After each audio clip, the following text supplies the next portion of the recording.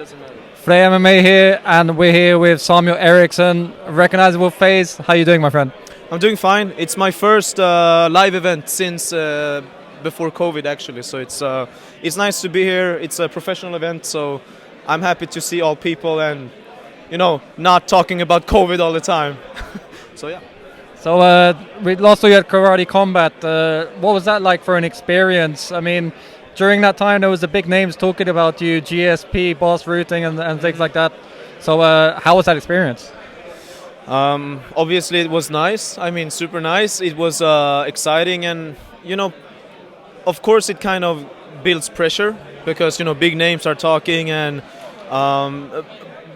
but it's also part of the social media game. So for me, it was more like an honor to be mentioned by them, and in the end, everything I can do is do my best. And I think I try to prove to everyone that I always do my best, and then it can be win or loss or whatever. But I try to just do my best, and that's what I'm trying to show on my Instagram and in the fight, and that was I'm a regular guy as well. Some people think that just because you have many followers, you are not part of the regular people community, but you are. I mean, still go to the supermarket like everyone I still else? go. Yeah, I still need to book my time for laundry and all of that stuff. So yeah, I just try to do my best all the time. And again, you got the win there. Have you been in speaks with them about another fight, hopefully in Karate Combat?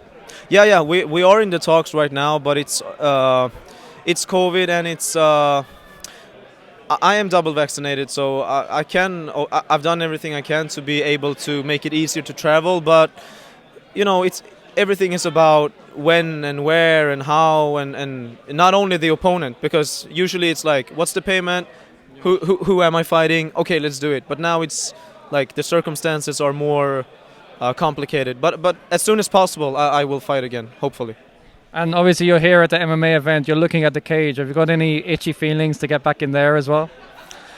I can't say, of course I get some feelings about the fighting, but when it comes to professional MMA, like everyone saw in my fight, I have a lot to work on when it comes to the wrestling and takedown defense and takedowns itself. So I think Karate Combat is a more suitable category for me to fight.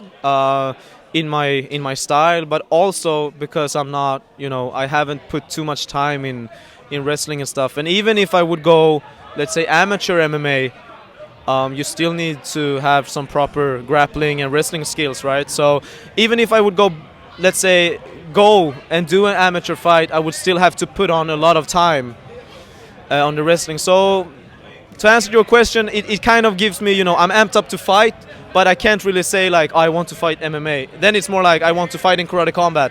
But it's a super nice feeling, but not specifically to MMA. It's more like I like to fight also. And obviously you're a jack of many trades. You have many kind of businesses and things like that. Let's speak a bit about Excellence Fighting Championship, which will be returning to Sweden hopefully next year. Is that correct? Yeah, we are looking to do something next year, and it's also about negotiating the right deals with the hotels and everyone. So, but if we could do it like early 2022, it would be great. So hopefully we can do that, and we will also have talks with FCR, obviously. So we're not like doing it on the same weekends or something, because I really respect them. And to be honest, the fight I had here back in 2018 has also meant a lot to me.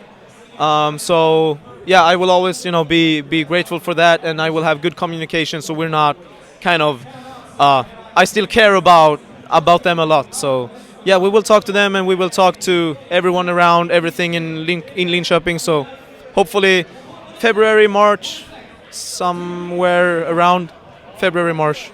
Looking forward to it. And also there's been a lot of the YouTubers boxing, and obviously after your performance at Karate Combat, did you get any strange kind of call outs where people are watching you and want to fight you? Yeah, I get a lot of requests like that from boxers, from MMA fighters, from Thai boxers, but I knew it would be like that, and even before Karate Combat as well, and now also in Karate Combat, some people have wrote to me and said, but I'm fine with that. I mean, when it comes to the fighting, I would say probably 80% of everyone reaching out to me has more experience. Maybe some of them are like 10 plus fights, so obviously that would be a mismatch. But I also understand why they kind of reach out. So I'm not a goof. So I know that I reach a lot of people with my content. And Alberto, my opponent, I fought in Karate Combat. He got a lot of exposure. So when you fight someone with a lot of followers, I'm not talking just in general, you need also to count in that you will be visible to a lot of people, mostly worldwide. Are you ready for that?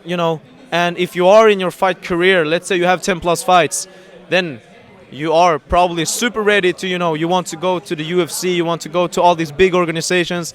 Then fighting someone with a big following can actually give you a lot of boost in your own, account, your sponsors, everything. So I understand why people reach out to me, but I would say 80% of them are very experienced and it would not be a good fight for me.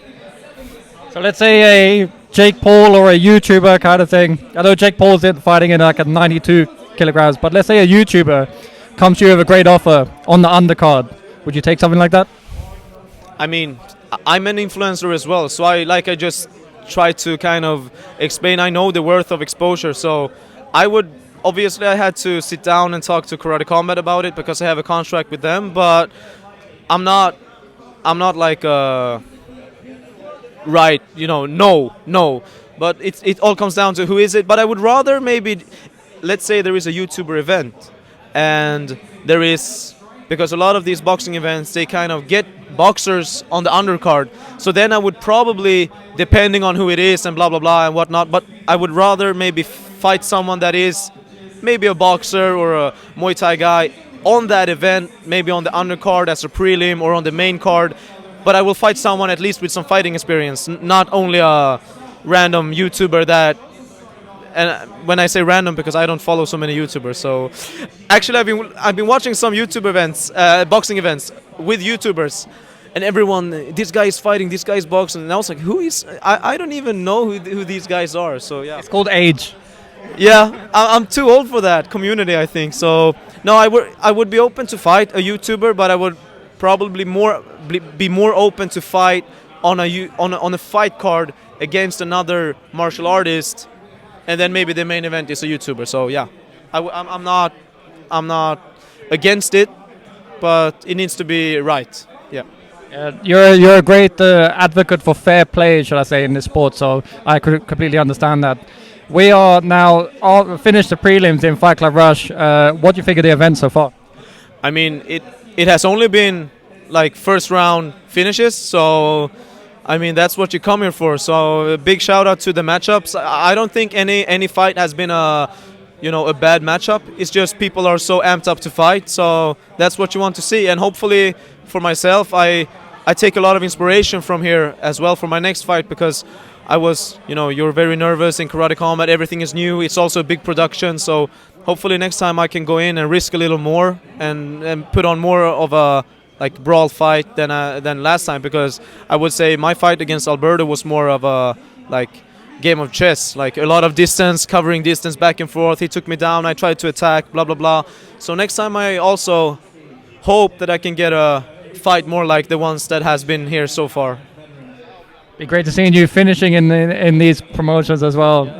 Thank you very much for your time, and great speaking with you. Thank you. Thanks. It's good.